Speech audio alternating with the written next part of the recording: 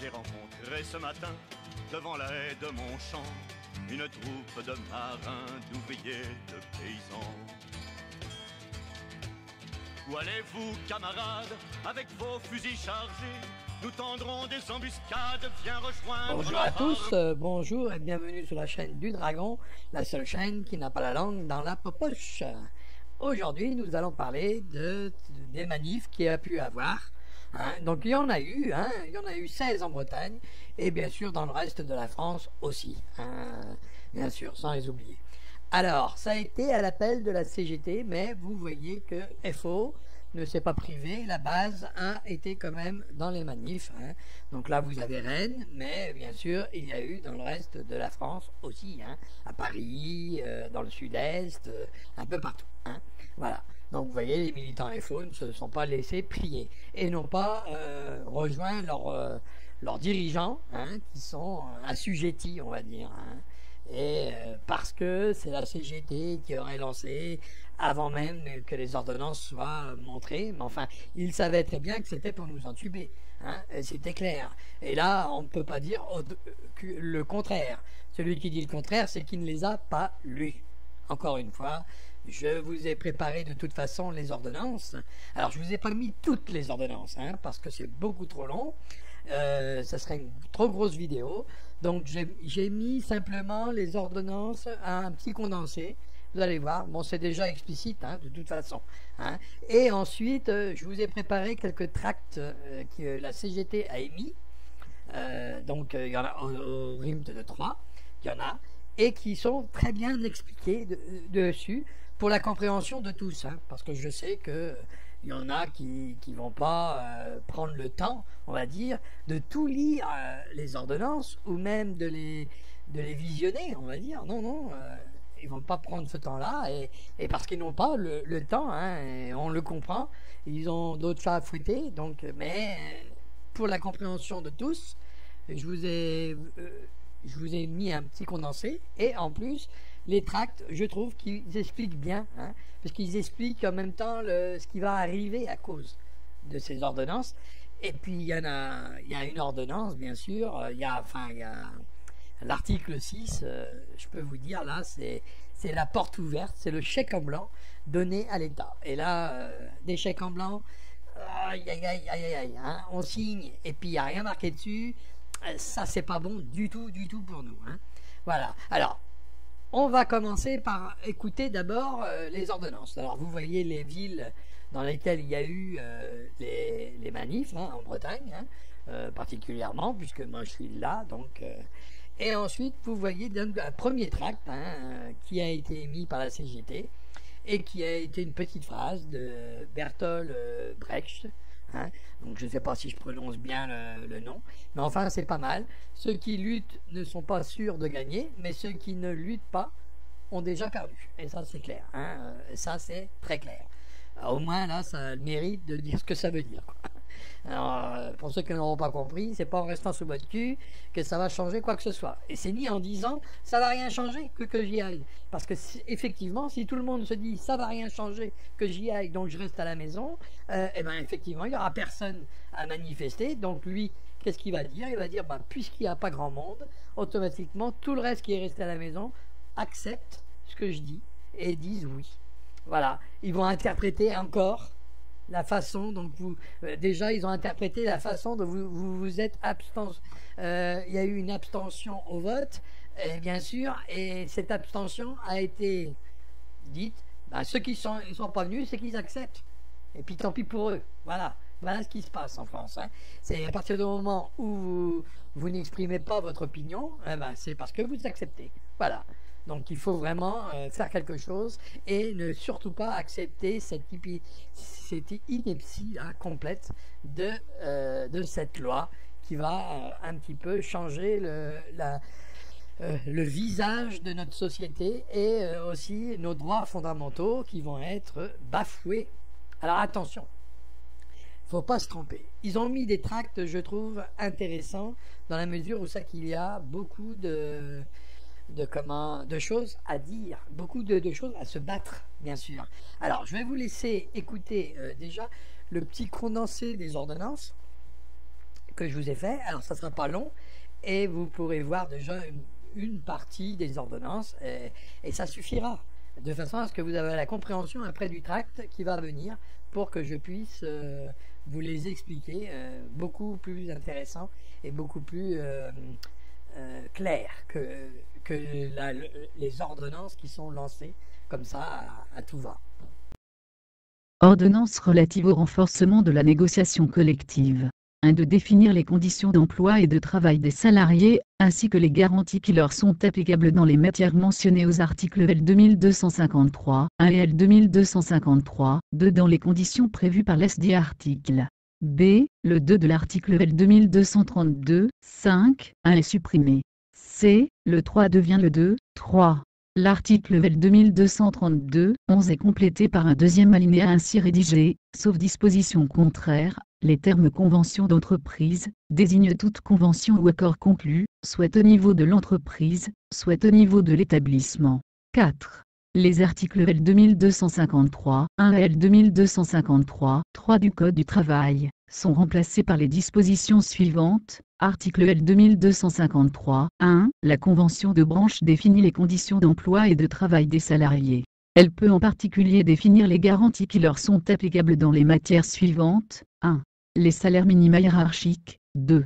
Les classifications. 3. La mutualisation des fonds de financement du paritarisme. 4. La mutualisation des fonds de la formation professionnelle. 5.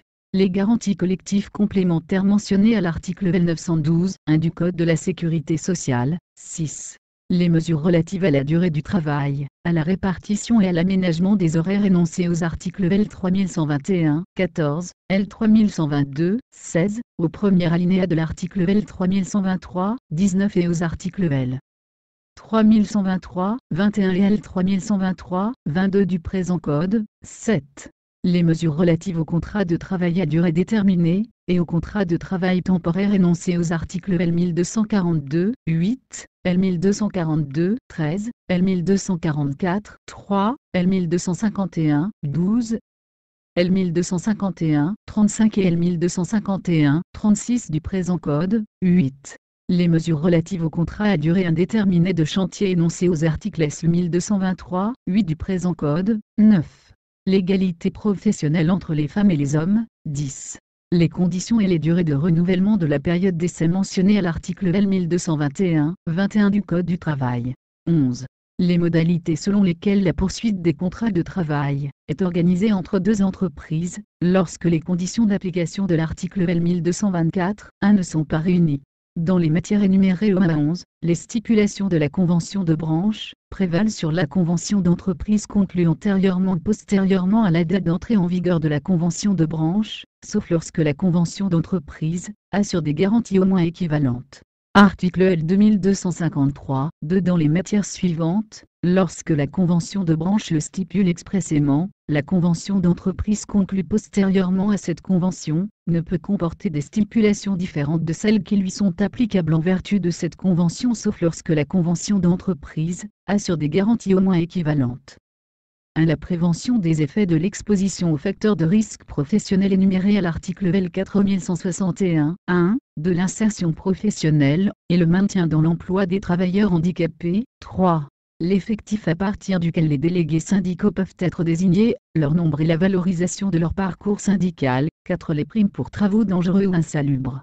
Article L 2253, 3, dans les matières autres que celles mentionnées aux articles L 2253, 1 et L 2253, 2, les stipulations de la convention d'entreprise conclue antérieurement ou postérieurement à la date d'entrée en vigueur de la convention de branche prévalent sur celles ayant le même objet prévu par la convention de branche. En l'absence d'accord d'entreprise, la convention de branche s'applique. Article 3. 1. L'article L 2254, 2 est ainsi rédigé, art L 2254, 2. 1. Afin de répondre aux nécessités liées au fonctionnement de l'entreprise ou en vue de préserver, ou de développer l'emploi, un accord d'entreprise peut aménager la durée du travail, ses modalités d'organisation et de répartition, aménager la rémunération au sens de l'article L 3221, 3, déterminer les conditions de la mobilité professionnelle ou géographique interne à l'entreprise. 2. L'accord définit dans son préambule ses objectifs et peut préciser 1. Les modalités d'information des salariés sur son application et son suivi pendant toute sa durée, ainsi que, le cas échéant, l'examen de la situation des salariés au terme de l'accord. 2. Les conditions dans lesquelles fournissent des efforts proportionnés à ceux demandés aux salariés pendant toute sa durée, les dirigeants salariés exerçant dans le périmètre de l'accord, les mandataires sociaux et les actionnaires, dans le respect des compétences des organes d'administration et de surveillance. 3. Les modalités selon lesquelles sont conciliées la vie professionnelle et la vie personnelle et familiale des salariés. Les dispositions des articles L3121, 41, L3121, 42, L3121, 44 et L3121, 47 s'appliquent si l'accord met en place notamment un dispositif d'aménagement du temps du travail sur une période de référence supérieure à la semaine. 3. Les stipulations de l'accord se substituent de plein droit aux clauses contraires et incompatibles du contrat de travail, y compris en matière de rémunération, de durée du travail et de mobilité professionnelle ou géographique interne à l'entreprise. Le salarié peut refuser la modification de son contrat de travail résultant de l'application de l'accord. 4. Le salarié dispose d'un délai d'1 mois pour faire connaître son refus par écrit à l'employeur à compter de la date à laquelle ce dernier a communiqué dans l'entreprise sur l'existence et le contenu de l'accord. 5. Si l'employeur engage une procédure de licenciement à l'encontre du salarié ayant refusé l'application de l'accord mentionné au premier alinéa, ce licenciement ne constitue pas un licenciement pour motif économique et repose sur une cause réelle et sérieuse. Ce licenciement est soumis aux seules modalités et conditions définies aux articles L1233, 11 et L1233, 15 applicables au licenciement individuel pour motif économique, ainsi qu'aux articles L1234, 1a. L1234, 11 et L1234, 14, L1234, 19 et L1234, 20. 6. Le salarié peut s'inscrire, comme demandeur d'emploi à l'issue du licenciement, et être indemnisé dans les conditions prévues par les accords mentionnés à l'article L5422, 20. L'employeur abonde le compte personnel de formation du salarié dans des conditions et modalités définies par décret. 2. La section 3 du chapitre 2 du titre 2 du livre 2e de la première partie du présent code, les articles L2242, 17 à L2242, 19, L2254, 3 à L2254, 6, ainsi que le chapitre 5 du titre 2 du livre 1er de la 5e partie du présent code sont abrogés. Chapitre 4, contestation d'un accord collectif. Article 4, après l'article L2262, 12 du Code du travail, il est inséré 3 articles ainsi rédigés. Article L2262, 13, les conventions ou accords collectifs répondant aux règles de validité applicables à la date de conclusion sont présumés négociés et conclus conformément à la loi. Il appartient à celui qui conteste la validité d'une convention ou d'un accord collectif, ou le déroulement de la négociation d'apporter la preuve que la convention ou l'accord n'a pas été négocié ou conclu conformément à la loi sauf disposition légale contraire. Article L2262, 14. Toute action en nullité de tout, ou partie d'une convention ou d'un accord collectif doit, à peine d'irrecevabilité, être engagée avant l'expiration d'un délai de 2 mois à compter, 1 degré pour les accords d'entreprise, soit de la procédure de notification prévue à l'article L.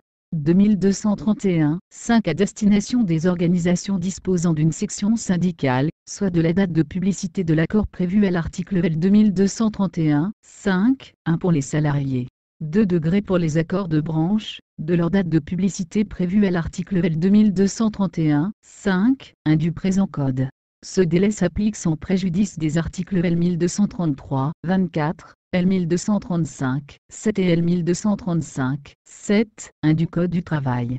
Article L. 2262, 15. En cas d'annulation judiciaire de tout, ou partie d'un accord ou d'une convention collective, le juge peut décider s'il apparaît que l'effet rétroactif de cette annulation est de nature à emporter des conséquences manifestement excessives en raison tant des effets que cet acte a produits, et des situations qui ont pu se constituer lorsqu'il était en vigueur que de l'intérêt général pouvant s'attacher à un maintien temporaire de ces effets, que l'annulation ne produira ces effets que pour l'avenir, ou de moduler les effets de sa décision dans le temps, sans préjudice. Chapitre 4, accélération de la procédure de restructuration des branches professionnelles. Article 11 ou 4 de l'article 25 de la loi du 8 août 2016 relative au travail, à la modernisation du dialogue social, et à la sécurisation des parcours professionnels, les mots 3 ans sont remplacés par les mots 24 mois. le 4 de l'article 25 de la loi du 8 août 2016 relative au travail, à la modernisation du dialogue social, et à la sécurisation des parcours professionnels, est complété par les mots et celles comptant moins de 5000 salariés. Au 5 de l'article 25 de la loi du 8 août 2016 relative au travail, à la modernisation du dialogue social, et à la sécurisation des parcours professionnels, les mots 3 ans sont remplacés par les mots 24 mois. Titre 3. Autres dispositions. Article 12. L'article 1er de la loi NDG 2016-1088 du 8 août 2016 relative au travail, à la modernisation du dialogue social, et à la sécurisation des parcours professionnels est abrogé. Les 6 et 7 de l'article 24 de la loi NDG 2016-1088 du 8 août 2016 relative au travail, à la modernisation du dialogue social, et à la sécurisation des parcours professionnels sont abrogés. Article 13. Les dispositions de l'article L. 2262-14 du Code du travail, dans sa rédaction issue de la présente ordonnance, s'appliquent aux conventions ou accords conclus postérieurement à sa date d'entrée en vigueur, lorsqu'une instance a été introduite avant l'entrée en vigueur de la Article 14 et dans les matières mentionnées à l'article L. 2253-2 dans sa rédaction issue de la présente ordonnance, les clauses des conventions et accords de branche, des accords professionnels et des accords interbranches conclus sur le fondement du deuxième alinéa de l'article L. 2253-3 du Code du travail dans sa rédaction antérieure à la présente ordonnance faisant obstacle à des clauses dérogatoires de conventions ou accords d'entreprise ou d'établissement, continue de produire effet si les parties confirment, avant le 1er janvier 2019, leur portée au regard de la convention ou de l'accord d'entreprise ou d'établissement. 2. Dans les matières mentionnées à l'article L. 2253-2 du Code du travail, les clauses des conventions et accords de branche, des accords professionnels et des accords interbranches mentionnés par l'article 45 de la loi NDG 2004-391 du 4 mai 2004 relative à la formation professionnelle tout au long de la vie, et au dialogue social continuent de produire effet si les parties confirment, avant le 1er janvier 2019, leur portée au regard de la convention ou de l'accord d'entreprise ou d'établissement. 3. L'article 45 de la loi NDG 2004-391 du 4 mai 2004 relative à la formation professionnelle tout au long de la vie, et au dialogue social est abrogé. 4. Pour l'application de l'article L. 2253-3, les clauses des accords de branche, quelle que soit leur date de conclusion, cessent de produire leurs effets à compter de la publication présente ordonnance. Article 15. Les dispositions de la présente ordonnance entrent en vigueur à la date de publication des décrets pris pour son application, et au plus tard le 1er janvier 2018. Article 16. Le Premier ministre et la ministre du Travail sont responsables, chacun en ce qui le concerne, de l'application de la présente ordonnance, qui sera publiée au Journal officiel de la République française. Alors bien sûr, nous avons entendu tout ce qui s'est dit. Alors c'était un condensé, ce n'est pas toutes les ordonnances. Faut bien le comprendre, c'est juste un condensé des ordonnances que j'ai faites de façon à ce que la vidéo ne dure pas non plus éternellement vira. Voilà. Donc on va essayer de maintenant d'en discuter un peu et de vous montrer un petit peu ce qui va changer avec ces ordonnances. Alors faut pas oublier quand même, je vous le rappelle, pour ceux qui l'auraient oublié, parce que c'est vrai qu'on oublie les choses.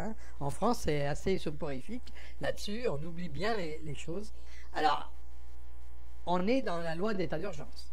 Et en plus, ils vont mettre les articles de la loi d'état d'urgence dans la Constitution. N'oublions surtout pas ça. Parce que droit du travail, plus l'état d'urgence, plus le condensé d'état d'urgence qui va aller dans la Constitution, je vous garantis que là, vous vous préparez des mauvais jours, de très mauvais jours. Alors, vous pouvez dire, ça n'a rien à voir avec la loi du travail, et voilà, vous vous trompez. Vous vous trompez lourdement. D'accord? Parce que vous allez voir que déjà dans les ordonnances, les droits vont être sucrés. Ah oui, on sucre parce qu'on aime bien sucrer en France. Mais là, on ne sucre pas pour vous, sûrement pas. La loi d'état d'urgence, elle est là pour dire vous ne ferez pas ci, vous ne ferez pas ça. Donc une grève ou quoi que ce soit qui pourrait émettre une opinion, déjà à cause de l'ordonnance qui a été faite, enfin c'est pas une ordonnance, c'est un décret qui a été fait pour changer la loi sur l'incitation à la haine et compagnie. Vous voyez bien que là, ça commence à se dessiner. Rappelez-vous juste la vidéo juste avant, où là que je vous ai dit, c'est de longue haleine. C'est un parcours qu'ils font. Vous voyez? Donc ça vient pas d'un seul homme, ça vient de plusieurs. Hein? Ça vient, je vais remonter jusqu'à Mitterrand. D'accord? Donc si vous regardez bien cette vidéo, vous allez voir qu'il y a un cheminement. Et bien là, dans les lois et dans les articles de ces lois et dans les ordonnances, dans tout ce que vous voulez, il y a un parcours pour aller vers toujours plus haut. Et vous allez voir l'article 6, ce n'est pas rien. D'accord? Alors, je vous conseille de bien regarder cet article et puis en plus de vous dire que si jamais ça se fait, c'est un chèque en blanc. Ni plus ni moins. Quand Mélenchon parlait de chèque en blanc, il parlait de cet article-là. Hein. Les ordonnances ont dit oui à tout, mais là, c'est clair que là, c'est encore pire. Pire que ce que vous croyez. Hein, parce que là, c'est le reste, la loi du travail, tout ça, c'est on va dire, c'est tout ce qui peut cacher l'iceberg. Hein, voyez, c'est juste. Alors, bien sûr, il va peut-être céder sur quelque chose. Hein. Croyez-le bien. Il y aura peut-être une chose ou deux qui va dire bon bah ok, on enlève ça. Vous voyez, c'est pour vous dire que les députés vont le faire pour bien vous montrer qu'ils ne sont pas d'accord avec tout. Vous voyez, même ça, nous on a refusé, pourtant ça vient de lui. Mais non, hein, c'est prévu. Hein. Il y aura certainement vous allez voir au Parlement certaines choses qui vont dire non. Alors peut-être qu'ils ne le font pas. Tout va dire oui. Tout. Et là, comment il peut être aussi sûr que ça peut passer au Parlement? Comment il peut être aussi sûr? Parce qu'il a déjà ses pantins, bien sûr. Hein, ces pantins qui sont en train de diriger par des petits fifils. Et ils se croient au-dessus de quoi hein? Quand vous voyez Pellico qui se sucre au passage avec Danone. Hein? Alors Danone, c'était des yaourts nature. Et ben elle les a sucrés. Mais pas pour vous, pour elle. Ah, elle s'est bien engraissée là. Ah, d'un coup là. Hein? D'un coup. Vous avez vu ça? D'un coup. Hein? Alors, sûrement qu'elle a dû se barrer parce que ça faisait un conflit d'intérêts au point de vue d'être ministre du Travail et d'être en même temps DRH d'un groupe. Alors elle a dit, bah, je m'en vais, mais en même temps, je récupère tout mon pognon. Et puis je licencie, ça va aller plus vite. Hein? Donc vous voyez bien que là, c'est quelque chose quand même de très explicite. Hein? On ne peut pas dire le contraire. Alors, nous allons voir maintenant les fameux tracts hein, que je vous parlais, qui ont été émis par la CGT. Et donc, c'est pas pour faire l'apogée de la CGT, mais c'est eux qui ont appelé à manif. Hein, c'est eux qui ont parlé le plus fort, hein, on va dire, parce que les deux autres syndicats, excusez-moi de vous dire ça, mais ce sont un petit peu des gens, des dirigeants qui sont toujours en train de rentrer en marche arrière dans un bureau. Hein. Il faut dire les choses comme elles sont. Hein. Ils ne sont pas pour les ouvriers. Non. Hein. Moi, excusez-moi, mais la CFDT et FO, Force ouvrière, excusez-moi, Force ouvrière, de quoi hein. Et c'est la base qui est partie contre les intérêts de leur syndicat. Et il a dit, bah, hop, nous on y va. Eh ben, ils y vont parce qu'ils ont raison d'y aller. Hein. Mais les dirigeants, ah non, eux, ils n'y vont pas. Hein. Alors, excusez-moi, mais là, il y a quelque chose qui ne va pas dans ce monde. Hein, puisque il fallait bien comprendre que c'est tout le monde, hein, que ça concerne tout le monde, ces putains d'ordonnances. Hein. Ok.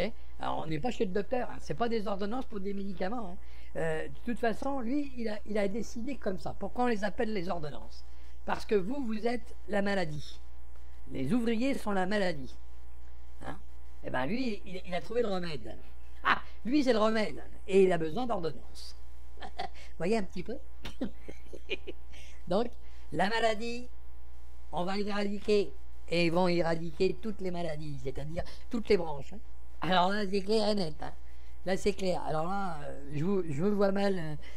Vous n'aurez même plus l'occasion de pouvoir avoir un accord d'entreprise en vous disant, bah, de toute façon, on est dans le même groupe, Donc ça va, si je vais dans une autre entreprise du même groupe, j'ai les mêmes accords. Maintenant, puisque c'est par entreprise, ça n'a plus rien à voir avec le groupe.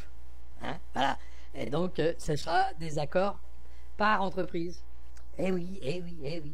Donc, imaginez-vous qu'il y a un accord sur le salaire dans une entreprise et un autre accord pour un salaire plus bas dans une autre entreprise, mais qui est du même groupe. Hein. Bah, vous allez aller dans cette entreprise, vous êtes obligé de prendre l'accord de l'entreprise. Et ben, diminution de salaire pour tout le monde. Eh oui, ah, vous croyez que ça n'existe pas? Bah, vous allez voir dans le condensé, dans l'article, les conséquences. Et ben, vous verrez un petit peu ce qu'il préconise. Hein, ce qu'il préconise. Alors, nous allons bien regarder ces ordonnances. Et, enfin, c'est pas des ordonnances, hein, c'est ces tracts.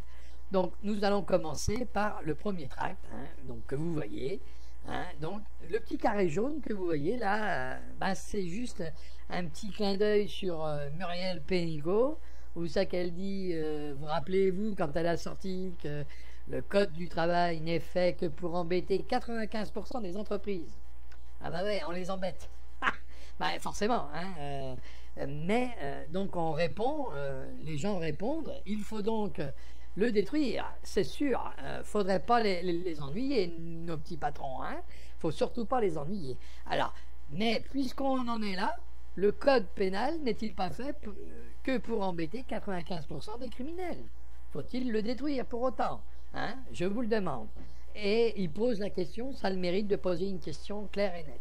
Pourquoi ne pas détruire le code pénal, puisque ça embête un petit peu les criminels? Il faut être logique. Hein. Voilà. Donc là-dessus, je trouve que c'est assez bien dit. Alors ensuite, ils marquent, bien sûr, ils ont un article dessus ici, en noir sur fond blanc, la loi du travail XXL de Macron, c'est donc toujours plus de précarité, de facilité pour licencier et de pouvoir au patron, hein, donc de donner du pouvoir. Et bien sûr, de diminuer les pouvoirs des ouvriers. Alors, mais il faut savoir quand même que c'est les ouvriers qui font marcher la boutique. Hein. Vous prenez un patron dans une usine où il y a 200 personnes, les 200 personnes sont absentes, le patron tout seul, il ne va pas faire marcher l'usine. Hein. Ok, on est d'accord. Donc là, c'est vraiment la distribution des ressources ne sont pas données à qui de droit. Hein, ça c'est clair. Hein, on vous donne les miettes pendant ce temps qu'on prend le gros du gâteau. Hein, ça fait un peu comme Astérix et Obélix. Hein, Astérix qui prend une petite part et puis Obélix qui prend tout le reste. Hein. Ça fait un peu ça. Vous voyez, ça fait un peu ça. Alors, bien sûr, les syndicats ne se sont pas battus, ne se battent pas que pour ça. Hein. Ils ont aussi des remarques à faire sur le logement, bien sûr, sur les 5 euros au mois d'aide au logement, qu'il y aurait de moins. Mais attention, ce n'est pas 5 euros de source sûre. D'ailleurs, dans cette vidéo, je vous l'ai mis, de source sûre, on est sur 50-60 euros. Hein. On est dans ces eaux-là pour les H&M. Alors, vous allez voir, hein, je vous ai mis un article, je vous l'ai fait, je vous ai écrit tout ça, donc vous l'entendrez, vous pourrez l'écouter. Alors, aussi l'augmentation bien sûr de 1,7 de la CSG, hein, donc les retraités, on est d'accord, hein, ça c'est clair. La baisse des impôts sur les grandes fortunes, vous vous rendez bien compte que, ouais, pourquoi prendre aux pauvres, pourquoi prendre aux riches, hein, quand on peut prendre aux pauvres, hein, ils n'en ont pas grand-chose. Alors, ils ont l'habitude de pas vivre avec grand-chose. On va leur donner encore moins que grand-chose. Voilà, comme ça, ils vivront encore moins bien. Ben oui, hein. Pourquoi prendre aux riches quand on peut prendre aux pauvres, hein, c'est ce qui doit se dire là-haut dans les hautes sphères.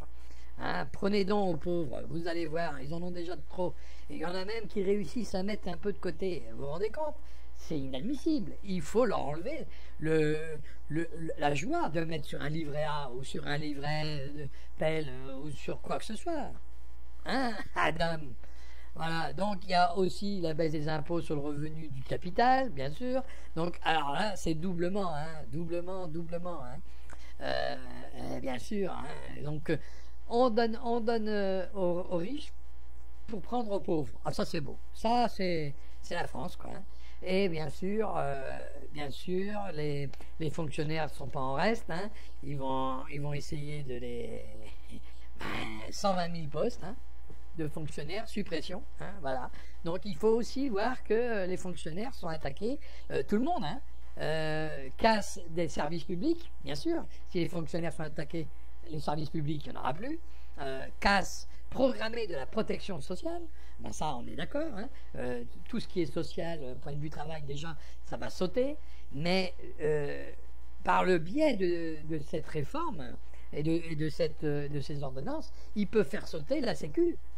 Attention, la sécurité sociale, parce qu'il veut aller vers les impôts, vers le privé, vous voyez, et on deviendra comme en Amérique, on aura uniquement une mutuelle. La sécurité sociale ne remboursera que très peu, très peu, à 10, 15%, voire 20%. Allez, dans les optimistes, soyons optimistes. Hein, mais ils vont descendre. Attends, il est en train de rassembler toutes les sécu. Hein, il est en train de les rassembler dans une seule. Et ensuite, il va commencer à diminuer. Vous allez voir, on ne remboursera plus ça, on ne remboursera plus ci. Ça a déjà commencé. Certains médicaments ne sont plus remboursés. Et vous le savez très bien. Hein. Il y a certains autres médicaments qui sont remboursés qu'une partie. Il faut payer l'autre partie. Vous voyez, ça commence déjà. Donc déjà, en France, les gens ne se soignent plus à cause de manque d'argent. Hein. Voilà. Et ça, c'est une évidence. Hein. Ce n'est pas non plus un effet de manche que je pourrais vous dire. Donc, on est bien d'accord que là, on va vers quelque chose de très mauvais. Hein. Donc, vous voyez bien que tout est fait pour les riches et rien pour les pauvres. Mais attention, regardez en bas, état d'urgence et restriction des libertés inscrits dans le droit commun. Vous voyez? Donc, ça sera dans une restriction des libertés. Mais ça sera aussi pour le travail. Parce que si on restreint les liberté de manifester, liberté de parler, attention, ce sera, comme je vous l'ai déjà expliqué, la loi d'état d'urgence, ça sera un petit peu au petit bonheur la chance, celui qui vous regarde. Eh oui, s'il trouve que vous êtes un peu trop permissif, ah ben non, on est dans la loi, elle m'autorise à vous enfermer, à vous mettre là-bas, à vous mettre à résidence, à faire tout et n'importe quoi. Hein. La loi, elle autorise tout et n'importe quoi là. Hein. Alors moi, je vous conseille quand même de bien bouger et de bouger très vite, hein, parce que là, vous risquez d'avoir beaucoup de mal à vous remettre de la situation. Alors bien sûr, nous avons aussi le tract, le deuxième. Hein. Alors le deuxième tract, là, vous voyez, c'est l'article 1. L'article 1, je le trouve... Alors là, les conséquences, bonjour les gars. Hein. Alors d'abord, le titre.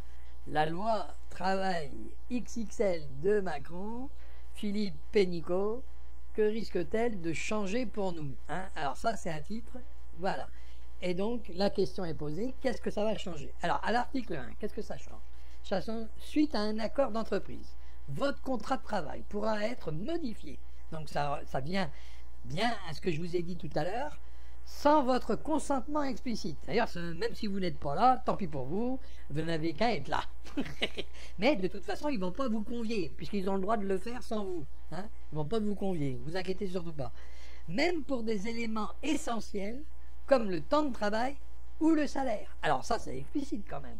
Hein. Vous voyez bien que là, on pourra négocier votre temps de travail à vous propre et votre salaire sans que vous soyez présent.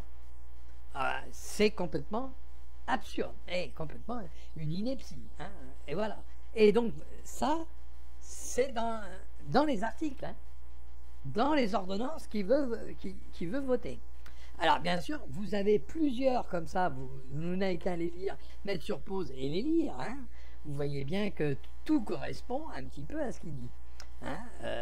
Et bien sûr, alors là c'est clair, les licenciements pour inaptitude seront facilités. Hein. Donc quand on est inapte à un poste, c'est souvent le médecin qui vous le dit. Hein. Et l'obligation de reclassement sera réduite. Oh, c'est Thibault la vie. C'est Thibault la vie. Alors, non seulement vous aurez un problème parce qu'en principe, c'est le médecin qui vous dit que vous êtes inapte au poste. Hein. Donc, non seulement vous avez un problème médical, mais en plus, on peut vous licencier. Et ça sera beaucoup plus facile. Et en plus, on n'est pas obligé de vous reclasser. Comme ça, au moins, c'est clair. Donc, l'entreprise n'est pas obligée de vous reclasser, donc, puisque ce sera réduit, donc automatiquement, on pourra vous licencier. Et comme ça, au moins, vous pourrez mieux vous soigner, sûrement, puisque si vous êtes inapte au boulot, à ce poste, c'est que le médecin en a décidé, donc il faut vous soigner. Hein. L'inaptitude entraîne des fois beaucoup de se soigner, quoi. Voilà, ni plus ni moins. Hein. Mais hélas, vous aurez moins d'argent. Donc, et en plus, comme il est en train de détruire la sécurité sociale, vous voyez un petit peu ce qui va se passer. Vous voyez, tout ça, c'est lié. Vous voyez, encore ce chemin qui va faire au fur et à mesure du temps. Vous voyez. Et en plus, alors, l'article 6, là, il faut qu'on en parle. Le gouvernement pourra modifier à volonté, alors je dis bien à volonté, le code du travail pour l'adapter aux nouvelles règles. Donc, le code du travail que vous verrez énoncé ne sera plus d'actualité d'ici un mois, par exemple. Parce qu'il va pouvoir le modifier à chaque fois qu'il va instaurer de nouvelles règles. C'est aussi simple que ça. Résultant des ordonnances, bien sûr. Hein, alors, à chaque fois, il va adapter. Mais ça, c'est un chèque en blanc, hein, puisque c'est le gouvernement qui pourra faire ce qu'il veut, hein, pour l'adapter aux nouvelles règles. Alors, les règles de quoi? Mais qu'on ne nous dit pas. Les règles de quoi? Ah, je vous dis, là, vous vous préparez de mauvais jours. Hein. Alors, les règles concernant le travail de nuit, article 3, hein, vous voyez, là, en orange, juste au-dessus de l'article 6, d'une entreprise à l'autre, alors, pourront être différentes d'une entreprise à l'autre, puisque celle-ci pourra faire l'objet d'un accord collectif. Donc, les règles de travailler de nuit ou pas, ça sera différent de chaque entreprise, même dans le même groupe. Hein. Et si on accole à cet article 3, on accole l'article 1 qui est de négocier sans même vous, hein, donc un accord collectif, mais ils peuvent négocier votre salaire et votre temps de travail là où ils le désirent. Donc ils pourront même négocier sans votre présence. Et là, vous dire, vous allez travailler de nuit tant d'heures, hein, par exemple, mais avec un salaire un peu plus inférieur. Parce que vous avez travaillé, par exemple, 2 heures de plus pour la journée, ils vont pouvoir vous augmenter les heures. Hein. 1 heure ou 2 heures, ça sera peut-être 1 heure, mais sans vous la payer. Ou alors vous la payez à tarif réduit. Aujourd'hui, vous avez une somme au-delà des 8 heures, mais après, comment déjà, ils ont commencé, aujourd'hui, si vous voulez, on a commencé déjà à vous démanteler les heures supplémentaires. Comment ils font? Ils les calculent au mois. Comme ça, c'est vachement plus facile. Parce que si on les calcule à la journée, vous avez des heures supplémentaires à tous les coups. Mais si on le calcule au mois, vous n'avez plus d'heures supplémentaires. Pour certains d'entre vous, vous avez fait des heures supplémentaires, mais vous ne les avez pas payées. Parce que quand c'est calculé au mois, le mois, alors je dis une connerie, hein, le mois, admettons, on vous dit 174 heures ou 160 heures, c'est dans la loi, il faut faire 160 heures. Allez, on va dire ça. Donc, mais si une journée vous faites 8 heures et 1 heure de plus, et puis la journée d'après vous en faites 9, vous en faites 7 par exemple, quand c'est calculé au mois, vous voyez qu'il n'y a pas d'heures supplémentaires. Hein? Et oui, parce que des fois dans la semaine on en fait un peu moins, dans l'autre semaine on en fait beaucoup plus. Allez, ouais, mais vous allez dire, mais non, les heures supplémentaires sont faites à la journée, point final. Pourquoi les travailler au mois? Hein? C'est clair. Enfin, bon, ça c'est un autre débat et on pourrait en discuter, comment on calcule tout ça. Mais c'est vrai que les calculs, c'est assez redondant. C'est toujours au bénéfice de l'entreprise, bien sûr. Jamais au bénéfice de l'ouvrier. Alors, vous voyez bien que là, on est parti sur des accords un petit peu bizarroïdes. Hein. Les accords d'entreprise pourront déroger à ce qui est prévu par les accords de branche. Alors, même que vous avez des accords d'entreprise, si chaque branche, sur certains domaines, c'est la case des conventions collectives. Eh ben oui. Hein, donc vous voyez bien, là, l'article 3, il vous dit les accords collectifs. Et d'un seul coup, il y a un article dans l'article 1 qui vous dit qu'on peut modifier et déroger par les accords de branche. Donc le collectif, bing. Les conventions collectives, bing. Voilà, c'est clair. Et le dumping social programmé au sein du même secteur de l'économie. Alors, même au sein des mêmes entreprises, d'un groupe, vous n'aurez pas les mêmes articles. Ça devient une cacophonie incommensurable. Imaginez-vous que vous êtes obligé de naviguer entre plusieurs sites et à chaque fois, il va falloir que vous appreniez les accords qu'il y a eu dans différents sites. Eh ben, je vous souhaite du bon courage, hein, puisque là, vous avez que ça à foutre, bien sûr. Hein, l'ouvrier, c'est bien connu, c'est un feignant. C'est ce qu'il a dit. Hein. On est des feignants, on est un peu de tout. Hein. Et bien sûr, tout le monde, il est content, parce que notre président nous a traités de feignants.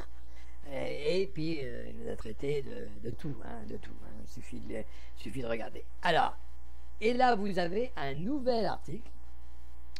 Alors ça, c'est plus, bon, on va dire, le tract officiel, on va dire, sur les ordonnances, hein, et bien sûr, les conséquences, toujours. Alors là, il met un texte.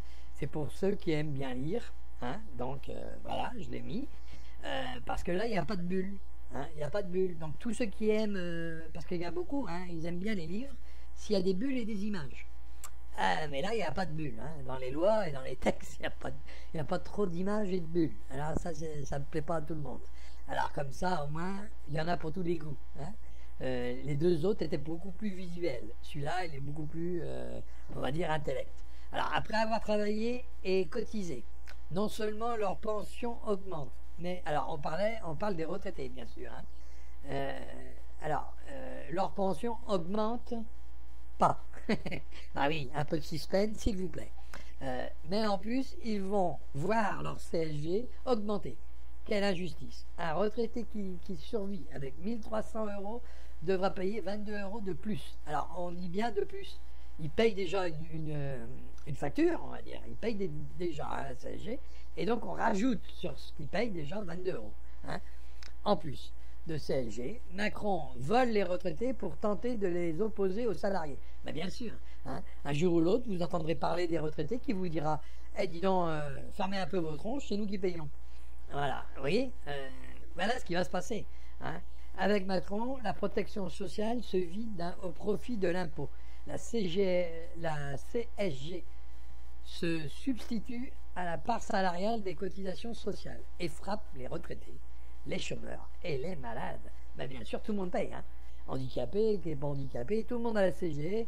Allez hop, allez, advienne que pourra, quoi. Alors, il faut savoir que ça a été fait en 91 et que ça, initialement, il y en avait pour 1,1%. Hein. Aujourd'hui, on est rendu à 7,5%. Hein.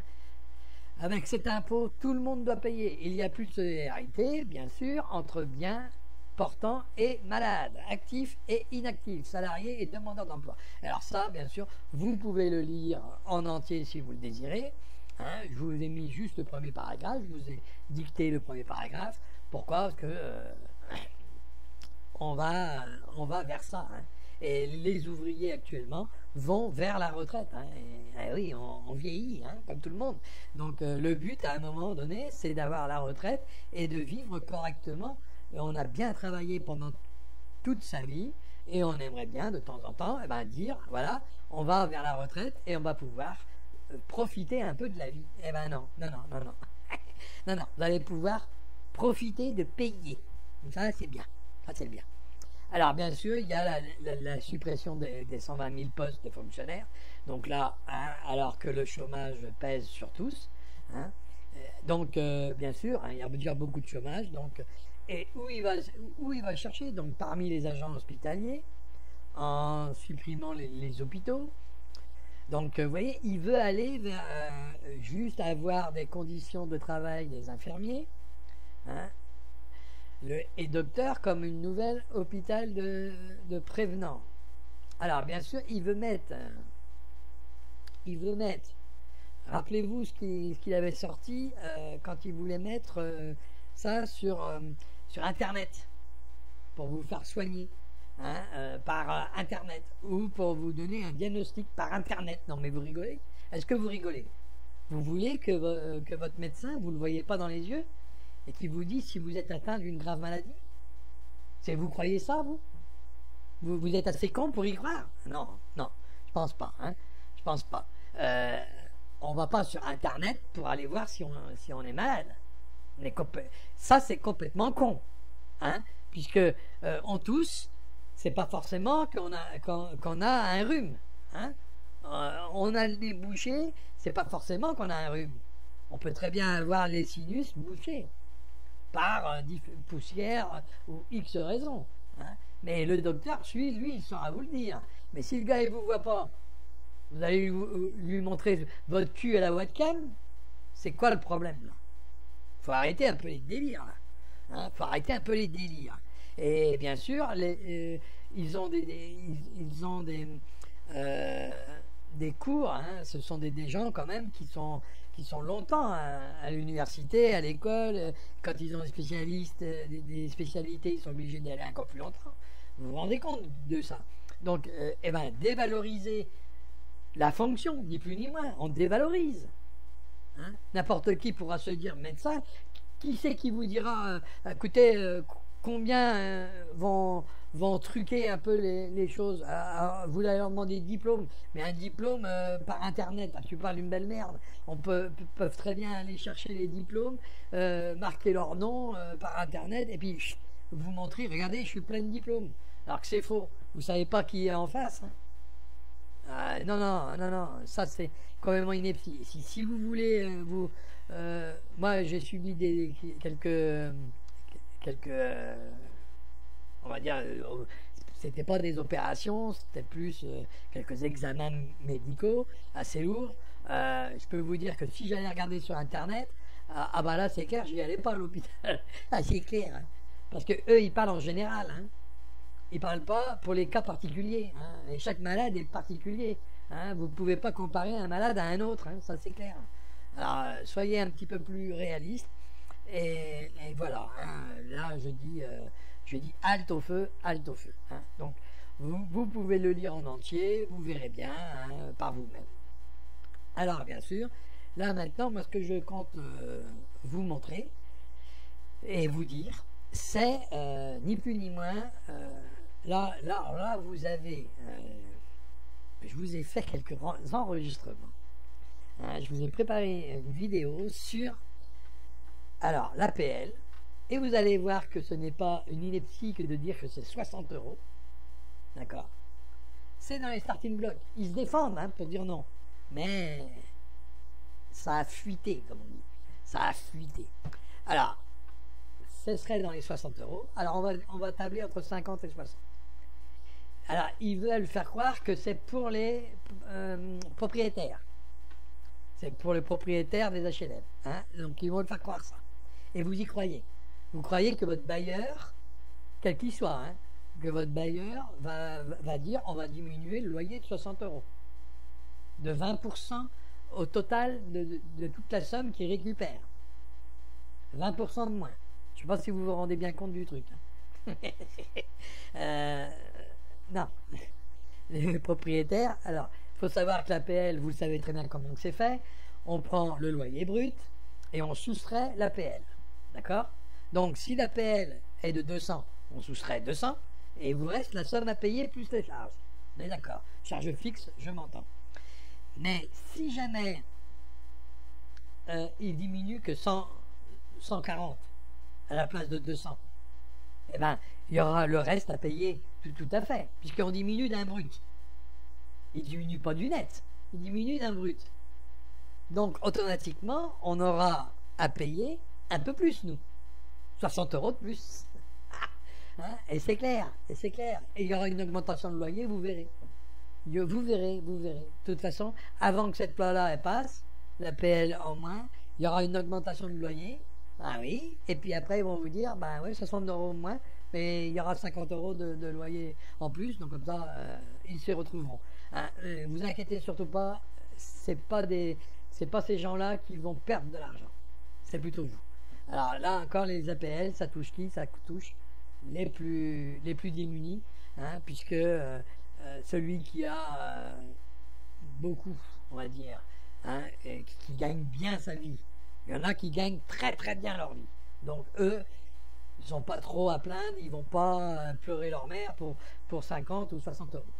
Mais pour ceux qui ne gagnent pas bien leur vie, je vous garantis que 60 euros c'est beaucoup. Hein, et 5 euros c'est encore. C'est pareil pour ceux qui ont vraiment pas grand chose, 5 euros c'est beaucoup beaucoup d'argent. Hein. Un étudiant 5 euros de moins, je vous garantis que il va vite s'en rendre compte. Alors bien sûr, il y en a dans les étudiants qui ont beaucoup d'argent, mais d'autres n'en ont pas, il faut être logique. Hein. Hein, donc il faut arrêter un petit peu de taper sur la gueule des moins fournis en argent, en tout. Hein. Il faut arrêter un peu de taper sur leur gueule. Et moi je comprends quand ils commencent à gueuler, quand ils commencent à aller aux manifs, quand ça commence à bouger un peu, eh ben, il faut laisser bouger ça.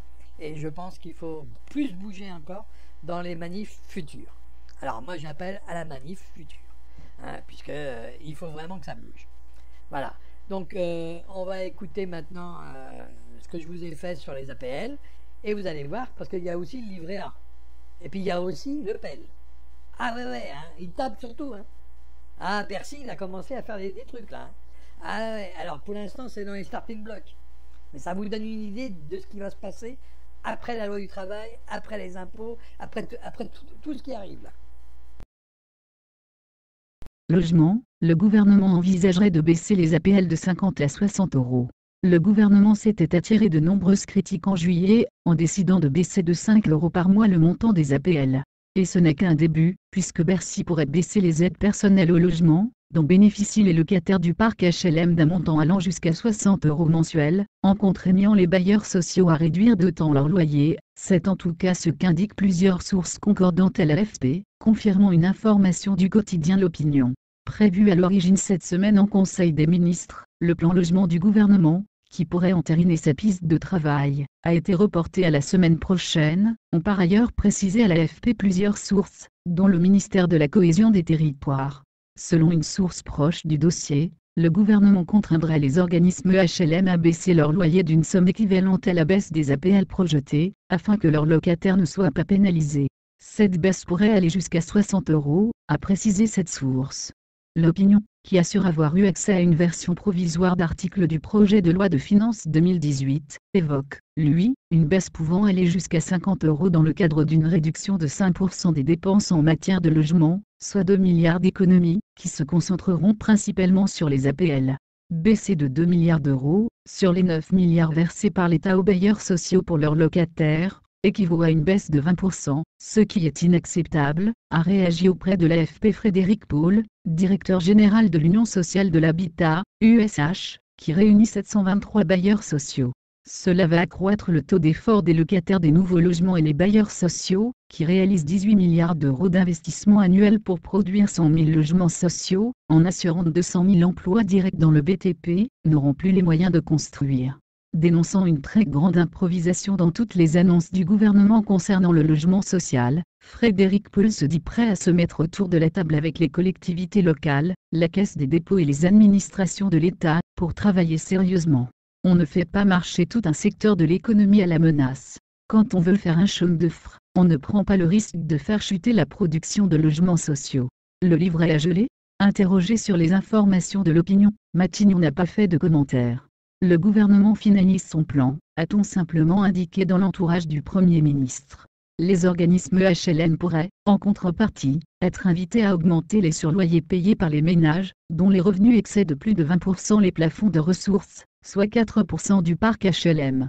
Ils pourraient aussi bénéficier de conditions de crédit privilégiées, par le biais du livret A, le placement le plus répandu en France, dont les fonds servent essentiellement à financer la construction de logements HLM. Le gouvernement prévoit de bloquer la rémunération du livret préféré des Français à son taux actuel, historiquement bas, 0,75%, pendant 2 ans, écrit le quotidien. Interrogé sur ce point, une source gouvernementale a évoqué une simple piste de travail, ajoutant que rien n'était tranché. Alors oui, vous avez compris que la source était l'opinion, le magazine. Alors, bien sûr, et c'est une source qu'ils ont eue, eux, et bien sûr Matignon se défend. Matignon se défend en disant non, non, on n'est pas arrivé là. Mais ils vont arriver à quelque chose de toute façon. Donc si c'est pas 60, ça sera 50. Et de toute façon, ça va être beaucoup plus que 5 euros. Ça, c'est clair. Et vous avez bien vu qu'ils veulent taper sur les livrets A. Ils veulent taper sur le PEL. Ah, ils veulent taper sur tout. Comme je vous ai dit, certains Français mettent de l'argent de côté. C'est une ineptie. Il va falloir leur prendre. Ils ont de quoi mettre de côté, dis donc. Oh. Ah, ça, c'est pas question. Eh oui, on va vous prendre ce que vous avez mis de côté. Eh madame, c'est quoi cette France où ça qu'on va vivre de plus en plus mal. De plus en plus mal. Allez faire les courses aujourd'hui avec 20 euros. Vous allez faire rigoler la caissière. 20 euros de course, ouais, vous avez raison. Même en prenant des trucs pas trop chers, vous êtes sûr d'arriver à 40 euros. Vous êtes sûr. Même avec un caddie où il n'y a rien dedans. Ah oui, oui. Alors, si vous voulez faire rigoler les magasins, vous allez avec 10 euros. Vous dites, je vais faire les courses avec 10 euros. Est-ce que je peux? Alors là, vous ressortez, vous avez faim. C'est clair. À moins que vous mangez dans le magasin, mais ça, c'est du vol. Ça devient complètement absurde. Ça devient complètement absurde.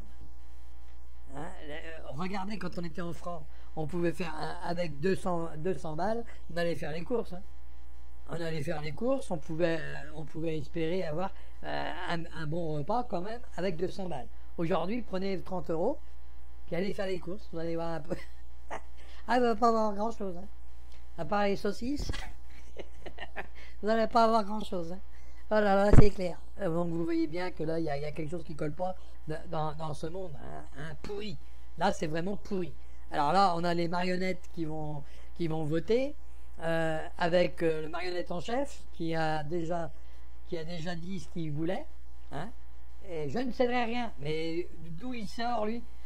Normalement, les lois sont votées par les députés. Et si les lois ne conviennent pas, eh ben, elles ne sont pas votées. Donc d'où il sort, lui, en disant ouais, je ne céderai rien? C'est pas à lui de dire ça. Lui, il propose. Après, les députés, ils doivent parler au nom du peuple. Mais le peuple, il n'en veut pas. Donc les députés doivent dire non. Voilà ce qu'ils doivent dire. C'est tout ce qu'ils doivent dire. C'est clair, c'est net. Et pas seulement qu'à une ordonnance, à tous. Et remettre tout ça à plat. S'il veut changer quelque chose, ok, mais qu'il en discute. Référendum, pour savoir si on veut ça ou ça. Eh oui, eh oui, eh oui. Ouais, il faut s'impliquer, oui, bien sûr. Il faut que le pouvoir revienne au peuple.